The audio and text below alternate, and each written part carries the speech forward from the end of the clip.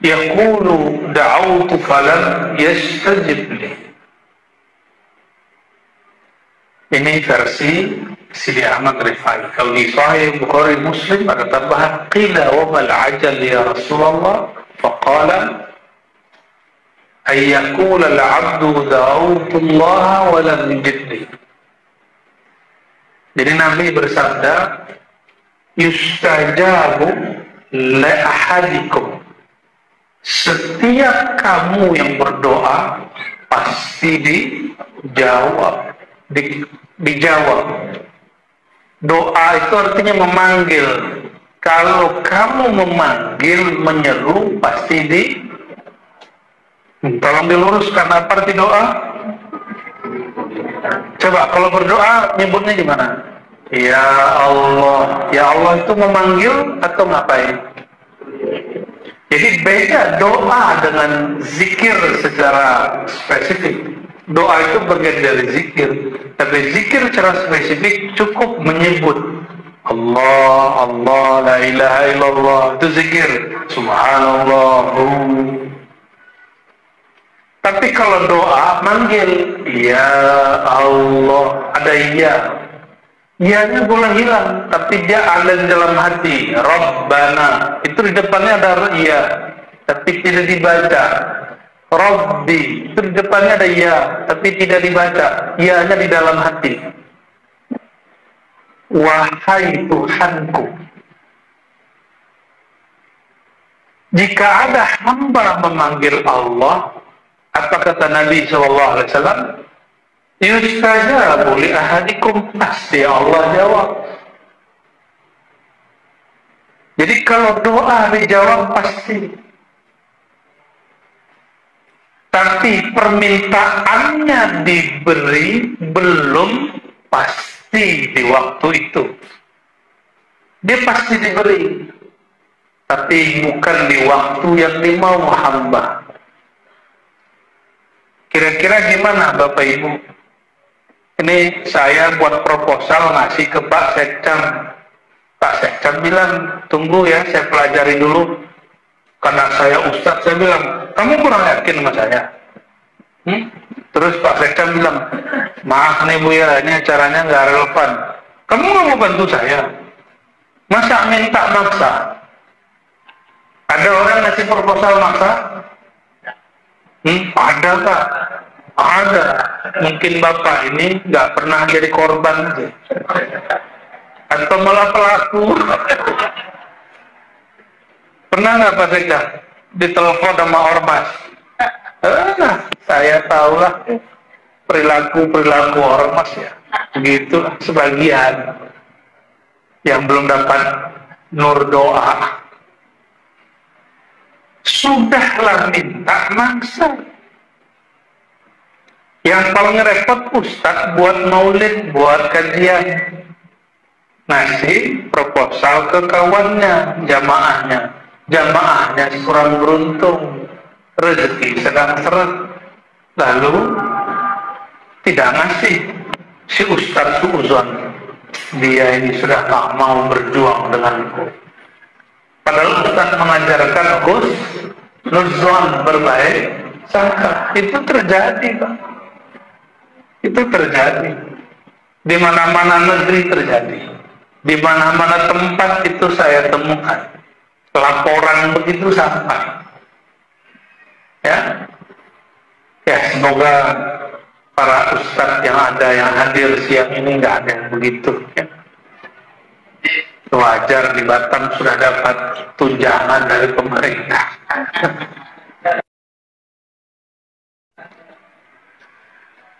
Allahumma sholli ala sayyidina. Jika kepada makhluk tidak boleh maksa, apalagi kepada Allah. Itu menjawab orang yang terpaksa, bukan menjawab orang yang suka maksa-maksa. Itu sebabnya tabiat orang-orang baik, muhsinin, yang suka berbagi, dia suka memberi tanpa diminta. tapi agak berat hati memberi kalau sudah diminta. Kalau Allah lain, Allah itu inginnya si hamba minta dulu. Tapi ada satu adab, malam yahjan. Nah ini kaidah. Semua panggilan doamu, permintaanmu pasti diterima. Malam yahjan, selama engkau tidak tergesa-gesa. Apa arti tergesa-gesa? Terburu-buru, ya Allah, aku sudah berdoa 2 tahun, kok belum dijawab? Ya, ada kawan kita ngotot minta punya anak, pas hamil, badannya nggak bisa gerak, harus minum ini, harus terapi ini. Allah tahu kalau dia hamil dia akan menyusahkan tubuhnya. Dan sekarang ada intervensi ilmu kedokteran. Orang bisa dibuat hamil, tapi ditanya lagi sama suaminya, dek masih mau nggak aku hamilin? Apa jawabannya? Nggak mas, cukup sekali mas.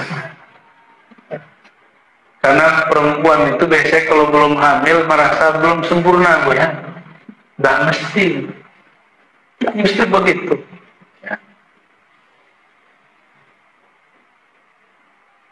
Jadi apa syarat panggilan kita dijawab secara utuh oleh Allah selama tidak tergesa-gesa? Nabi ditanya, apa itu tergesa-gesa wahai baginda? Dijawab oleh beliau, ayyakulal abdu da'autullah da'autu rabbi walam yujibli. Orang mengatakan, aku telah berdoa, aku telah berzikir, tapi kok Allah belum kunjung mengabulkan. Nah, orang kalau ngomong begitu, doanya jatuh semua. Jadi kalau doanya sudah naik ke langit, itu doanya jatuh.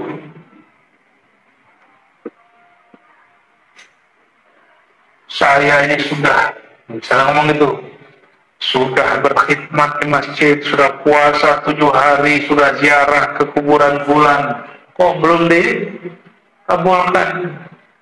Nah, ini kalimat-kalimat begini muncul dari hamba yang jahilun bi rabbih, yang tidak mengenal Allah. Ingat, hamba itu ada 2, ada arifun, ada jahilun. Ada yang kenal kepada Allah, ada yang tidak kenal kepada Allah. Bapak Ibu masih mau pernah dengar ngomong begini nggak? Ada orang bicara begini. Nah, sebentar deh. Saya belum semangat lah ya.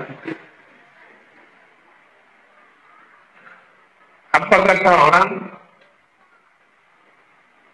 Ustaz, apakah Allah dengar doaku? Ada yang nanya begitu nggak? Pasti ada yang tanya begitu. Apakah Allah tidak dengar doaku?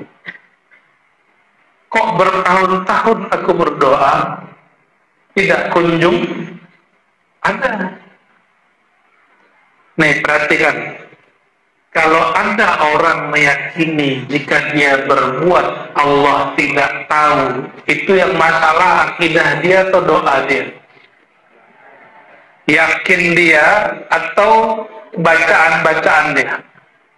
Bacaannya sudah diambil ijazahnya dari Habib Fulan, Kiai Fulan, diambil ke pesantren di Jawa, diamalkan di Batam. Apa langsung dijabah? Kan belum tentu.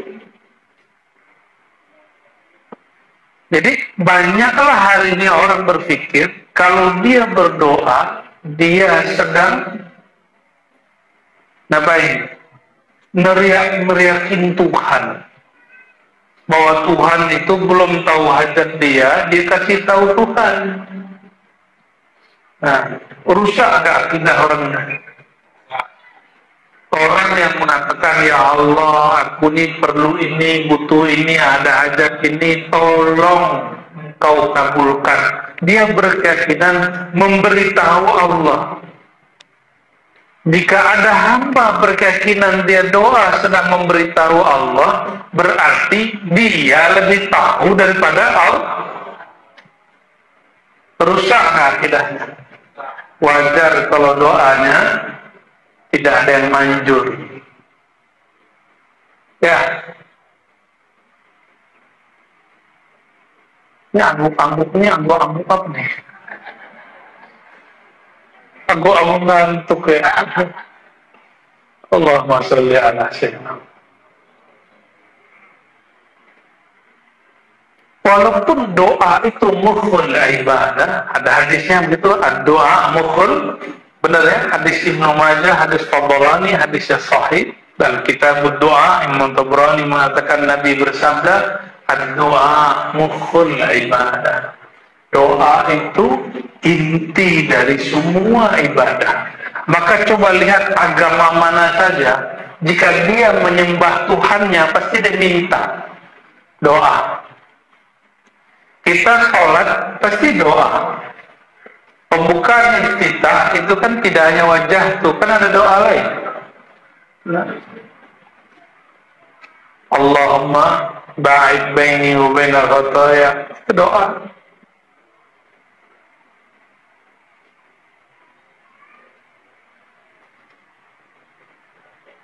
Doa itu ibadah, tapi ingat, iblis itu dulu pernah berdoa banyak, dikasih Allah Subhanahu wa ta'ala.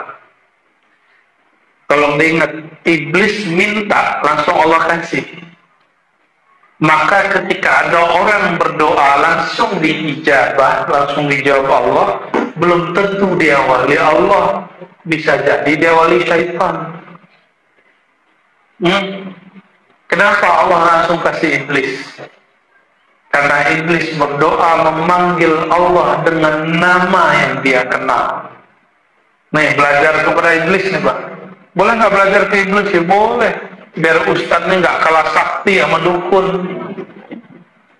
Dukun ini kan dua. Ada yang pakai kun fayakun, ada yang pakai ayam kalkun. Kalau yang pakai kun fayakun itu dukun syar'i. Pakai Fatihah, pakai tawassul dia. Tapi kalau dukun yang tadi nggak dukun, ya masa bank aja ada bank syar'i, ada bank ribawi kata kawannya. Tapi saya nggak sepakat itu ya. Jadi iblis itu berdoa, dia manggil nama Allah. Dan iblis tuh yakin Allah pasti jawab. Nah ini ilmunya iblis. Itu sebabnya dukun-dukun karena dia latihan batin ustadz. Ketika mereka latihan batin ustadz banyak makan. Dukun puasa mutih kata ustadz bid'ah. Dukun melek malam hari ustadz ngorok dan nonton tertidur pas nonton YouTube. Maka dukun hembuskan doa, doanya dikabulkan Allah bukan berarti dia wali, tapi karena dia tahu cara berdoa. Sedangkan ustadz dimintakan air putihnya tidak bekerja. Kenapa? Ustadz kurang latihan. Jadi yakin itu mesti diasah. Yakin sudah ada di sini, tapi ketumpuk-tumpuk dosa. Jadi dia harus dibersih-bersihkan lagi. Itulah gunanya, namanya riyadhah dan mujahadah. Jadi kalau orang nanya, bagaimana supaya memunculkan yakin di dalam diri? Orang mau nulis aja latihan sekolah, masa tidak ada sekolah doa? Nggak ada kan sekolah doa? Ada sekolah doa nggak? Nggak ada Pak. Hatta majelis tarekat aja kadang nggak ngajarin cara berdoa dengan tepat. Lupa gurunya. Sehingga muridnya kemudian kecewa dan pergi ganti tarekat baru lagi. Nah oleh karena itu, kalau kita ingin merubah takdir, bukan kita yang merubah takdir. Ini tolong diluruskan. Bukan doa kita yang merubah takdir. Tapi panggillah yang punya takdir supaya merubah takdir itu. Gitu ya, mungkin nggak? Tapi takdir itu berubah Bapak Ibu. Itu ada yang tahunan, seperti dalam hadis Imam Abu Daud, setiap bulan Sya'ban Allah turunkan ketetapan takdir tahunan. Jadi bulan Sya'ban kemarin, itu ayahanda mertua saya sudah ditakdirkan meninggal di bulan Safar ini. Bolehkah digeser? Bisa. Yang bisa menggeser takdir, takdir itu kayak undang-undang Bapak Ibu. Undang-undang diturunkan jadi timeline bekerjanya para pemimpin. Itu boleh diubah, dirapatkan dulu di majelis dewan. Ya, mungkin nggak? Nah, bedanya Allah itu ngatur alam bukan dengan sistem demokrasi, jadi nggak perlu pakai DPR, nggak perlu pakai Dewan Perwakilan Rakyat. Allah itu ngatur alam dan dia menyebut dirinya Malikul Mulk, raja di raja. Paham kalau raja? Raja tidak perlu, di Saudi itu raja tidak perlu berkomunikasi, konsultasi dengan wakil rakyat. Kenapa? Di Saudi ada wakil rakyat kan? Yang sudah umroh haji di Saudi ada wakil rakyat nggak Bapak Ibu? Benar nih, kayaknya kurang yakin. IPS-nya nilainya 4. Saudi itu negara monarki, kerajaan murni. Kalau Malaysia, Singapura, walaupun di Malaysia ada kerajaan, kesultanan, tapi sistem pemerintahannya beda dengan kepala negara. Kepala negaranya sultan, tapi pemerintahannya perdana menteri. Kalau Saudi enggak. Saudi itu enggak ada pemilu, nggak ada pemilihan umum, makanya negaranya bisa kaya Pak. Sekolah itu bisa digratiskan, obat itu bisa digratiskan. Kita bayar BPJS berapa nih Bapak bayar BPJS? Ya, duitnya habis untuk ngurusin pemilu. Seandainya tidak ada pemilu di Indonesia, itu orang-orang yang sengsara nggak kerja itu duduk aja di rumah, duit masuk setiap bulan. Tapi apa boleh buat? Kita ini sok-sok ikut negara barat, tapi yang diambil yang susahnya aja. Tapi ya sudahlah, inilah takdir. Harus ridho kepada Allah. Ini contoh nih, di Singapura nih Tuhan, kalau ada orang demonstrasi, demo, mengganggu pergerakan keamanan ekonomi, polisi langsung turun, ambil orang, benar nggak? Di Indonesia, polisi turun, digebukin orang. Kasihan Pak polisi ini. Mukul nggak boleh, dipukul boleh, kan lucu. Saya kadang-kadang kasihan kalau ketemu beliau-beliau itu ya. Dan nggak Pak, mukul nggak boleh. Kalau polisi mukul masyarakat disebut tirani, zolim. Tapi kalau dipukul disebut mencari keadilan. Yang bikin, yang membuat keputusan bukan mereka, yang rugi, ya. Tapi ya salah Bapak, kenapa daftar jadi polisi? Ya, tugasnya mengamankan kebijakan-kebijakan negara. Ya. Saya cuma berdoa semoga yang demo dan yang didemo dan yang menjaga demo Allah jaga hatinya. Amin Rabbal Alamin. Kita baru demo ya kemarin ya. Ini ada ustadz yang demo. Berarti dompetnya sudah aman.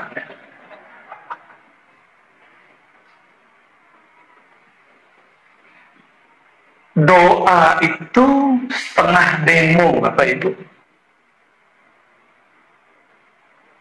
Kenapa saya saya antarkan kata demo, karena doa itu demo. Mulai connect kan? Mulai connect. Makanya kalau orang berdoa berjamaah, itu demonya rame, muncul ke atas itu rame.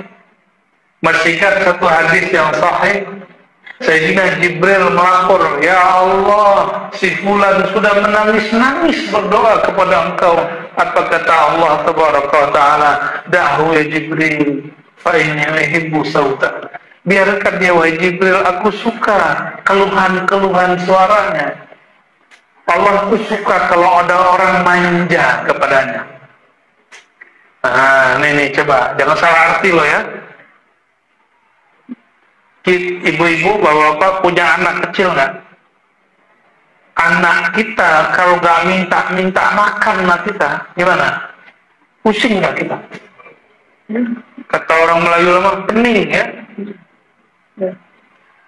Sakit kalau kita memikir gimana supaya anak kita mau makan. Nah, ini baru orang tua ke anak.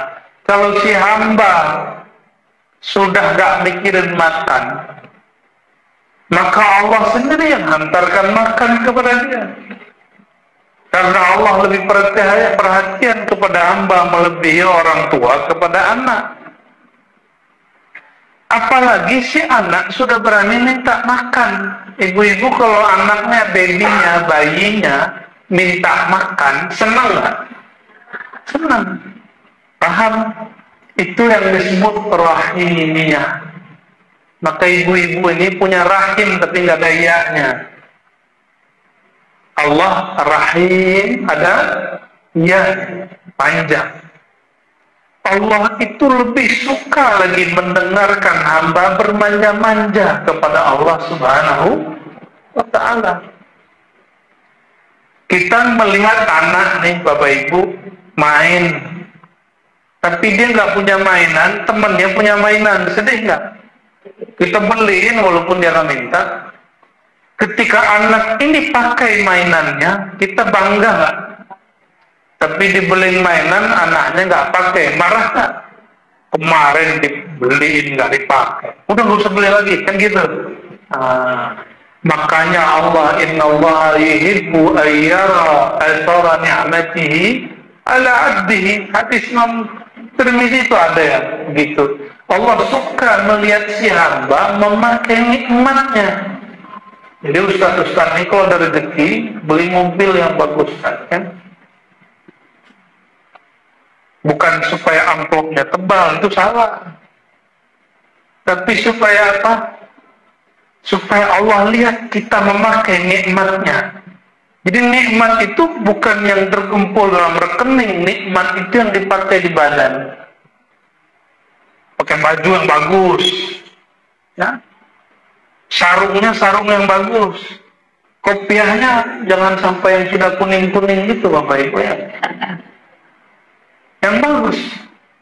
Jadi orang Islam kalau kenal Allah, dia mesti memahami bahwa Allah itu suka melihat orang itu punya style, punya gaya.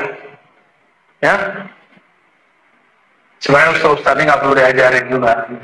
Guru-guru ngaji ini sudah tahu, cuma kadang lupa. Karena jamaahnya banyak, kadang-kadang sarungnya belum beres, mulai langsung keluar.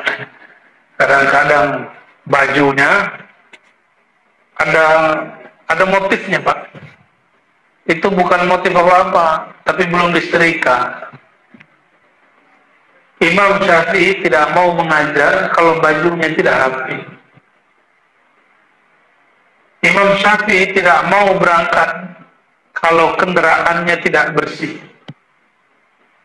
Maka adalah seorang ulama di Mesir sana, kata beliau, orang tuh nggak tahu apa yang kau makan di belakang pintu di dalam rumahmu. Yang orang tahu bajumu, penampilanmu bagaimana. Maka keluar rumah jangan tunjukkan dirimu susah. Ya, pakai baju yang pantas.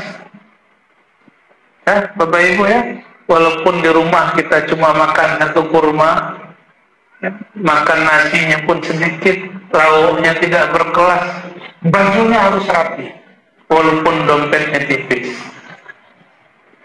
Allahumma sholli ala sayyidina Muhammad. Kembali ke hadis tadi. Kalau ada si hamba berdoa, maka dia sedang mendemo Allah. Saya mau tanya Bapak Ibu, Allah itu walaupun raja di raja, senang didemo. Inilah beda monarkinya Allah dengan monarkinya negara Saudi. Di Saudi orang demo ditangkap, Pak.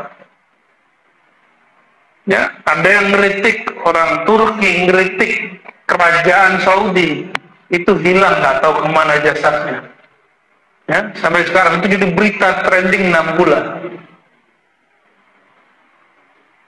Di Indonesia, Rocky Gerung kritik pemerintah gimana? Justru dia menikmati kebebasan itu. Karena Rocky Gerung itu ngerti negeri kita ini bebas, maka dihajar aja presiden. Benar nggak? Karena dia tahu ini nikmat berbicara itu, maka dia mainkan aja kata-katanya. Dia tahu presiden nggak akan balas. Dia tahu, kalau dia tahu dia akan dipenjarakan, dia nggak akan mau gitu. Kan dia memperhatikan keselamatan dirinya juga. Nah, orang yang berdoa itu mirip berdemo kepada Allah. Mohon maaf, para penguasa ini kan dititipkan sifat kudrat iradat Allah dalam diri dia. Makanya ketika di demo, nggak senang kalau di demo kecuali dengan cara yang santun. Nggak senang kalau orang kemudian demo itu tergesa-gesa seperti ini. Malam ya'jal, selama dia mendemo Allah tidak tergesa-gesa. Benar nggak? Maka saya ngajak kalau doa jangan barbar. Allah nggak suka. Kalaupun dikasih atau Allah nggak ridho, udah kasih aja. Itu Allah nggak ridho. Tapi kalau Allah ridho dikasih itu berkah. Maka saya berharap pemerintah mau memahami aspirasi rakyat. Tapi yang demo rakyat ini tahu adab juga kepada Allah Subhanahu wa Ta'ala dan para pemimpin. Ada satu riwayat, meskipun ini tidak dianggap sahih oleh Imam Bukhari, tapi dinukil oleh Imam Tirmizi, murid Imam Bukhari, bahwa sultan itu adalah zillullah, bayang-bayang Tuhan. Siapa yang menghina pemimpin, sultan menghina Allah. Itu hati-hati. Makanya saya walaupun kritik pemerintah, tapi saya kritiknya biasanya langsung, Pak. Nggak di majelis begini. Saya kalau mengkritik saya langsung ngomong. Kenapa? Bapak mau nggak disindir depan umum? Senang nggak disindir di depan orang? Nggak mau kan?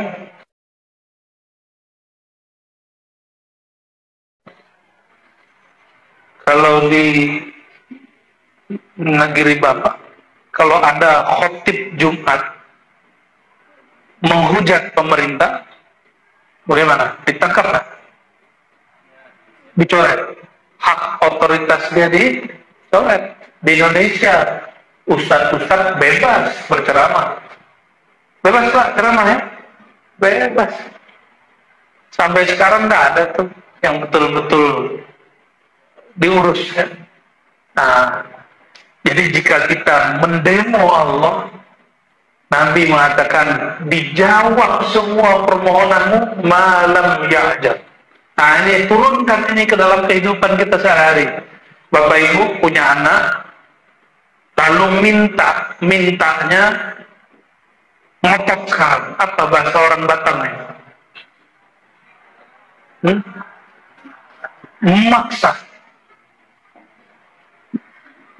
Maksa minta, mesti sekarang juga. Itu bikin orang tua pusing, bikin orang tua sakit kepala. Benar nggak? Nah, Allah itu kalau melihat hamba begitu, Allah nggak pusing, cuma Allah nggak ridho sama orang begitu. Maka ciri-ciri orang yang tidak diridhai Allah, zahirnya soleh, tapi kalau minta maksa kepada Allah. Yang dijawab itu di Quran, "Amman yujibul muttarra idza da'a."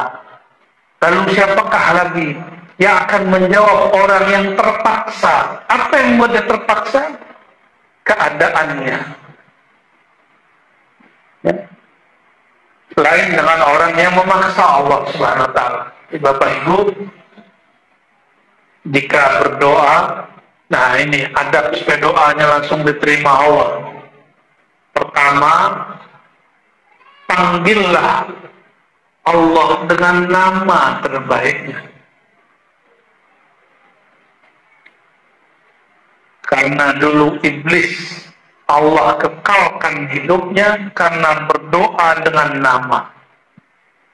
Adam mau makan buah larangan itu karena iblis jual nama Allah.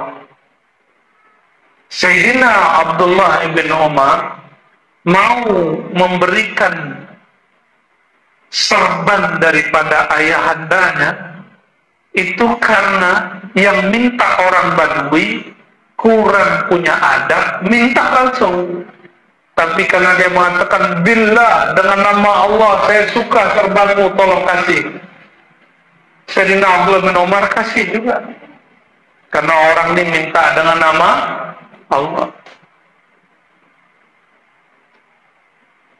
Jadi ini yang pertama Pak, minta dengan nama Allah. Maka ada yang disebut al-ismul a'zam, nama yang agung. Jika orang berdoa dengan nama itu pasti dijawab. Bapak kalau di jalan dipanggil boy, nyaut nggak? Boy, nyaut nggak? Enggak kan? Ya, marah nggak? Marah gitu. Tapi kalau dipanggil namanya, maaf Pak, namanya siapa? Pak Denny. Nah, Pak Denny. Pasti noleh, benar nggak? Walaupun Denny yang panggil, Denny yang muda. Satu lagi ada Denny juga. Pasti menoleh. Karena dipanggil dengan nama. Nama kecilnya ada nggak Pak? Nama kecilnya ada nggak? Bukan Den. Apabila kita dipanggil dengan nama, kita senang. Bapak punya Facebook Pak ya? Lalu ada orang muji-muji Bapak dan foto dia posting bertemu kawan lama yang baik hati, Bro Denny. Senang nggak Pak? Senang. Dipuji orang senang. Itu sifat Allah yang Allah pantulkan kepada kita. Maka cara kedua supaya doa itu langsung jebol, bisa mempengaruhi takdir, puji-pujilah Allah. Memuji Allah nggak mesti dengan bahasa Arab, boleh pakai bahasa Indonesia. Ya Allah, dulu hidupku susah, Engkau juga yang telah memudahkan. Dulu sebut semua. Nah ini, kalau mau doa, pujilah Allah dengan bahasa hati kita. Bukan dengan bahasa orang lain, bahasa orang Arab, enggak. Kecuali Bapak Ibu jago bahasa Arab. Ya, ahli bahasa Arab enggak? Arab ma'lum.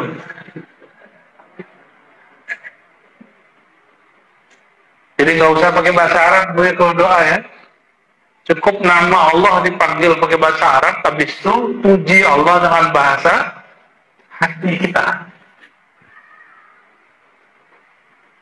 Ada orang ngomong kepada kita, "Aku suka kamu," tapi main-main, terima nggak? Tapi kalau ada orang ngomong pakai hatinya, "Bang, I love you Bang." Aduh, si abang itu udah gak berdiri di atas bumi lagi Pak. Kalau dia suka, kalau nggak suka kabur. Senangnya kita kalau dipuji. Itu sifat Allah yang Allah pantulkan kepada kita. Dan yang terakhir, mintalah apa yang engkau mau, tapi jangan memaksa. Jadi jangan kenapa? Dijelaskan oleh Ibnu Athaillah ini sebagai penutup. Kullu da'watin mustajabah. Semua doa itu dijawab. Tetapi di waktu yang dia mau, bukan di waktu yang berdoa mau. Pada hal yang Allah mau pilihkan, bukan pada hal-hal yang yang berdoa pilihkan. Anak kita waktu kecil mintanya macam-macam. Semua yang diminta kita pilihkan sesuai permintaannya. Dia minta mobil, langsung dibeli nggak, Pak? Enggak. Kita pilihkan mobil-mobilan. Benar ya? Jadi si orang tua karena mengerti hajat si anak, maka dia memilihkan. Allah itu lebih mengerti hajat si hamba, maka Allah akan pilihkan yang terbaik bagi hamba. Inilah yang kita sebut pada malam lalu ya. Jika Allah menahan satu pemberian, Allah sedang memberikan yang lain. Gitu ya. Semoga Allah Ta'ala menjadikan doa-doa kita sakti, mustajab, tembus kehadirannya, dan semoga doa-doa kita menjadikan kita benar-benar hamba. Doa, sama-sama doa, boleh sama-sama diijabah, tapi dari dua hamba yang diijabah ada satu hal yang berbeda, Bu ya. Apa yang berbeda? Tadi hadis itu keluarnya dari lisan Sayyidina Muhammad SAW. Apa kata Nabi? Kalau kamu berdoa, pasti dijawab selama tidak memaksa dan tergesa-gesa. Iblis itu meminta, dia tergesa-gesa. Dia maksa. Karena dia sudah lama berdoa, sudah lama berzikir, dan Allah tahu ini iblis siapa, yang sudah dikasih. Tapi seperti ini, anak kita bikin kita marah, minta, kita ambil semua, gitu. Gitu. Jadi Allah ngasih iblis itu bukan karena Allah sayang iblis, tapi karena Allah murka kepada iblis. Ya. Maka al-adab al-Muhammadi ini yang berbeda, Pak. Biar nggak kalah dengan iblis, bolehlah kalah cepat dalam masalah ijabah, tapi jangan kalah cepat dalam masalah adab. Maka di kitab tadi disebutkan setelah hadis tadi, kata Imam Sidi Ahmad Rifai, wali kutub, wali ghaus di zamannya, al-ajalah minasyaitan. Ajalah tergesa-gesa itu sifat dasarnya syaitan.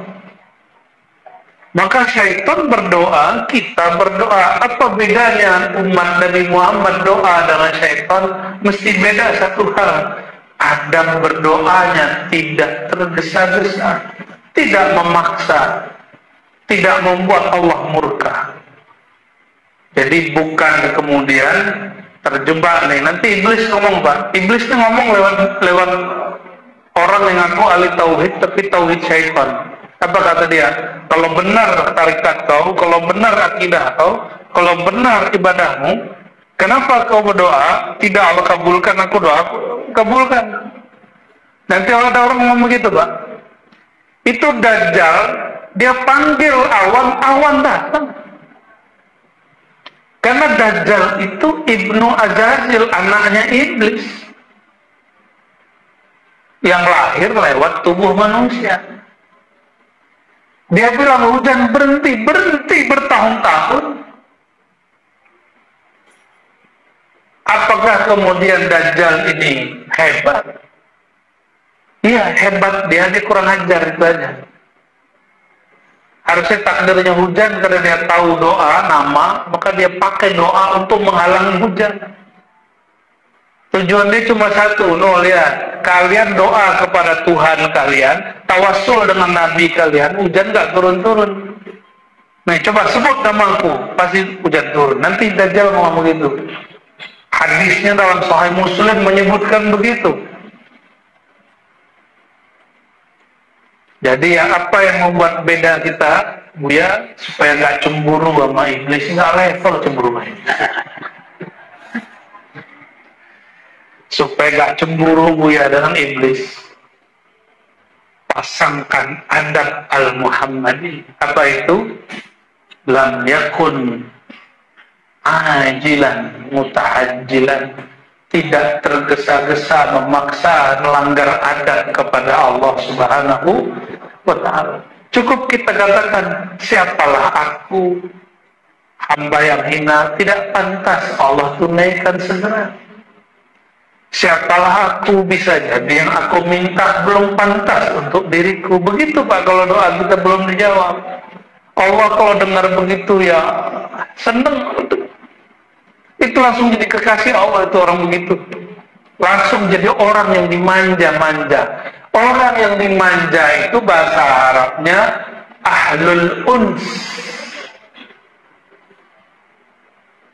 Apa artinya al-uns? Uns itu lebih dekat dari muqarrabin. Muqarrabin itu orang dekat. Tapi al-uns, orang yang bermanja-manja kepada Allah. Al-anisuna billah. Itu ada di kitab Ar-Risalah Kusyairiyah, kitab standar ilmu zikir, ilmu tasawuf. Bukan kajian berat itu, kajian standar.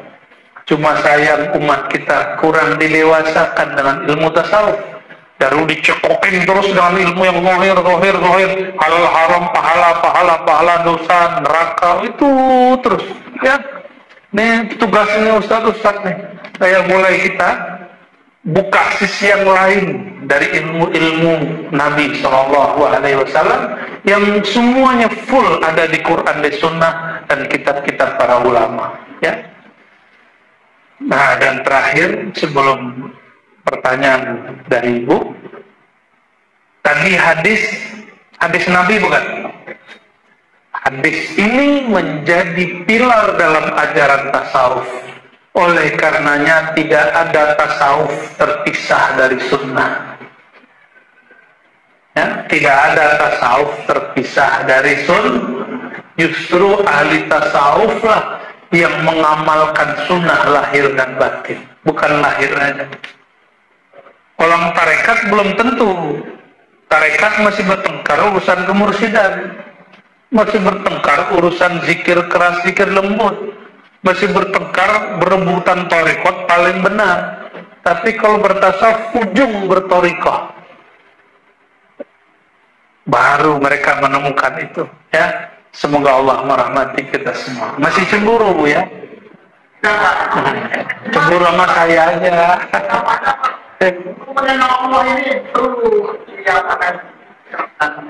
Mengenal Allah itu gampang, lebih mudah daripada mengenal Buya. Mengenal Allah itu tidak boleh pakai akal, maka semua yang terbayang oleh akal bukan Allah, titik. Berarti boleh nggak mikir-mikirkan Allah? Berarti yang boleh cuma dirasa aja. Gampang tuh kenal Allah. Itulah qul huwallahu mahma tawassawarta bibalik. Apapun yang kau bayangkan tentang Allah, Allah lebih mulia, lebih sempurna dari itu. Itu semudah itu bertuhan. Maka bertuhan itu nggak perlu mikir-mikir berat.